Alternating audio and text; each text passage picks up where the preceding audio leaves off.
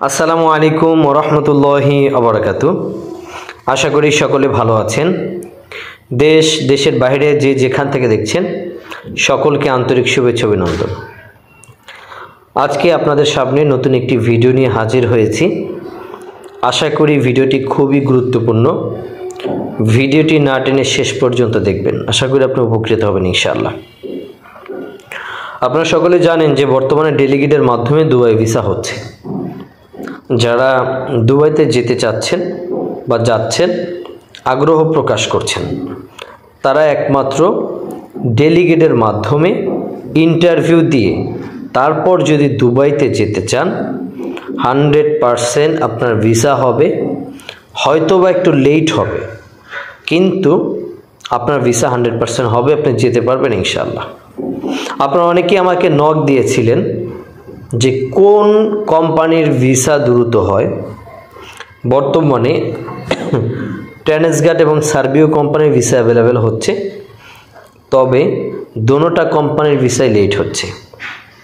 লেটের তুলনায় সার্বিও কোম্পানির ভিসাটা একটু আগে হয়, ট্রান্সগার্ড কোম্পানির ভিসাটা একটু লেট হয়।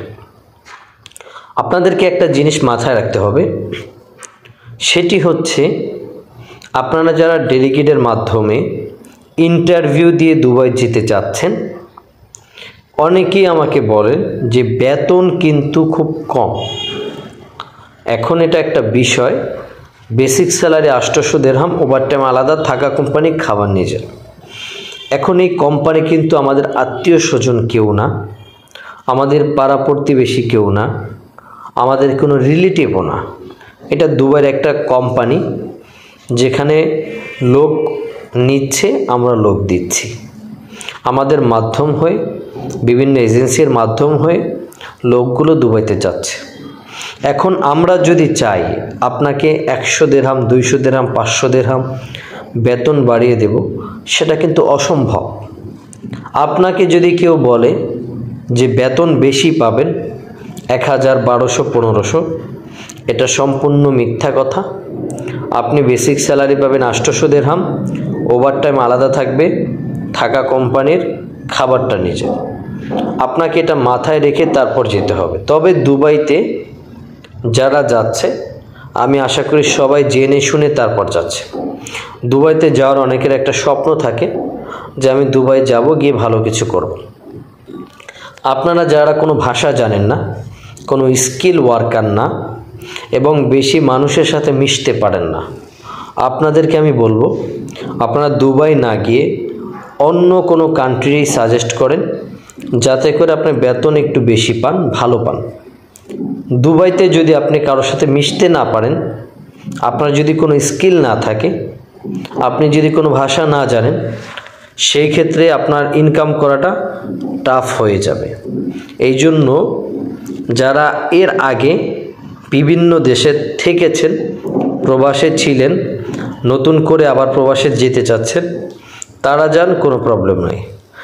যারা ভাষা জানেন, টুকটাক ইংলিশ জানেন, হিন্দি জানেন, 10 জন মানুষের সাথে মিশতে পারেন, তারা যান, কোনো প্রবলেম নাই। যারা কাজ জানেন, electrician, plumber, mason, still fixer, IT সেক্টরের, কম্পিউটার, এই রিলেটেড যারা কাজ জানেন, তারা যান, কোনো প্রবলেম নাই। কিন্তু যারা কাজও জানেন না, কোনো দিন কাজ করেনও নি, ভাষাও জানেন না, আমি আপনাদেরকে বলবো আপনারা এমন কোনো দেশে যান যেই দেশে স্যালারি ভালো হবে, আপনি 2, 4, 5 বছর থাকলে ভালো কিছু করতে পারবেন। কিন্তু দুবাইতে যদি যান, একটা কথা মাথায় রেখে যেতে হবে, সেটি হচ্ছে বেতন কিন্তু খুবই সীমিত। ডেলিগেটের মাধ্যমে ইন্টারভিউ দিয়ে যে ভিসাগুলো হচ্ছে, বেসিক স্যালারি 800 দিরহাম, ওভারটাইম আলাদা, থাকা কোম্পানি, খাবার নিজের। ওভারটাইম নিয়ে 1000, 1200, 1400 টাকা আসবে, এর উপরে কিন্তু আসবে না। যদি আপনার ওখানে কেউ থেকে থাকে, যদি আপনার লিঙ্ক ভালো থাকে, যে ওখানে ওভারটাইম করার পর পাশাপাশি আপনি কিছু করতে পারবেন, সেটা হচ্ছে আপনার আলাদা বিষয়। এবং কোম্পানির কাজ পড়ছে ভালো জায়গায়, সেখানে গিয়ে আপনি আলাদা কিছু টিপস পাচ্ছেন, সেটাও আলাদা বিষয়। কিন্তু আপনাকে যেটা স্যালারি দিবে কোম্পানি, এটা মাথায় রেখেই তারপর যেতে হবে।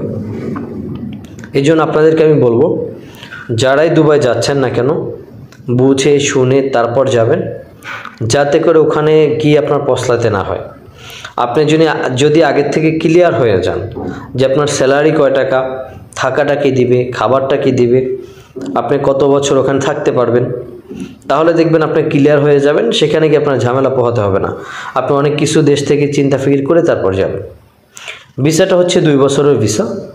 আপনি এখান থেকে দুবাইতে ঢোকার পর কোম্পানি আপনাকে 2 বছরের ভিসা লাগিয়ে দেবে। 2 বছর পর আপনি যদি কোম্পানিতে না থাকেন, ক্যান্সেল করে অন্য কোনো কোম্পানিতেও ভিসা লাগাতে পারেন, আপনি ব্যক্তিগতভাবেও ভিসা লাগাতে পারেন, সেটা আপনার সম্পূর্ণ ব্যক্তিগত বিষয়। সৌদিতে যেরকম কফিল ছাড়া ভিসা লাগানো অসম্ভব, অবৈধ কাজ করলে ধরে পাঠিয়ে দেয়, এক কাজ রেখে আরেক কাজ করা যায় না, ভিসা থাকলেও ইচ্ছা করলে ওরা পাঠিয়ে দিতে পারে, মামলা দিতে পারে। দুবাইতে এরকমের জটিলতাটা খুব কম। দুবাইতে ইচ্ছে করলে আপনাকে কেউ পাঠাবে না, আপনি ওখানে ক্যান্সেল করে আপনি ভিসা লাগাতে পারবেন, আপনি নিজে লাইসেন্স করে নিজের লাইসেন্সে ভিসা লাগাতে পারবেন, সেটা আপনার ব্যক্তিগত বিষয়। ওখানে বিজনেসটা খুবই ভালো। সারা পৃথিবীর মানুষ দুবাইতে এসে শুধু বিজনেস করার জন্য। যাদের টাকা পয়সা আছে তারা ভালোভাবে আশা করি বিজনেস করতে পারবেন। আর যারা ভালো ভাষা জানেন, ভালো করে মানুষের সাথে মিশতে পারেন, তারা আশা করি ভালো জব পাবেন ইনশাআল্লাহ। তবে প্রাথমিক অবস্থায় কম খরচে বর্তমানে যারা দুবাই যাচ্ছেন, খরচ কম না, আগের থেকে অনেক বাড়তি খরচ। আগে আমাদের এজেন্সি বলেন, যে কোনো এজেন্সি থেকে লোক যারা যেত স্বল্প খরচে যেতে পারতো, কিন্তু এখন খরচ অনেক বাড়তি। এখন এই বাড়তিগুলো কেন নিচ্ছে, কারা নিচ্ছে, কিসের সিন্ডিকেট, এগুলো এত কিছু তো বলার দরকার নাই, আর বলেও কোনো লাভ নাই। আমাদের কপালে আমাদের রিজিকে যেটা আছে সেটা হচ্ছে। আর যারা যাচ্ছেন একটা কথা মাথায় রেখে তারপর যাবেন, ন্যূনতম 3 মাস সময় লাগে ভিসা হতে কোম্পানির। এটা মাথায় রেখে তারপর ইন্টারভিউ দিয়ে তারপর যাবেন। প্রতি সপ্তাহে 3 দিন ইন্টারভিউ হয়। আপনারা চাইলে ইন্টারভিউ দিতে আসতে পারবেন, যেতে পারবেন। আশা করি আমি সকলকে বুঝাতে পেরেছি, সকলে বুঝেছেন। আরও যদি কোনো প্রয়োজন হয়, কোনো তথ্যের প্রয়োজন হয়, অনেকে ভিসা করেছেন, ভিসাগুলো চেক করতে পারেন না, আমাকে হোয়াটসঅ্যাপে পাঠাবেন, আমি আপনাদেরকে চেক করে দেব। কোনো তথ্যের জন্য হলে আপনারা হোয়াটসঅ্যাপে নক দিবেন, ফ্রি হয়ে আমি আপনাদেরকে রিপ্লাই দিয়ে দেবো ইনশাআল্লাহ। সকলকে অসংখ্য ধন্যবাদ আমার চ্যানেলের সাথে থাকার জন্য। সকলে ভালো থাকবেন, দোয়া করবেন আমার জন্য, আপনাদের পাশের জন্য সবসময় থাকতে পারি, আমি দোয়া করি। সকলে ভালো থাকেন। আসসালামু আলাইকুম ওয়া রাহমাতুল্লাহি ওয়া বারাকাতুহু।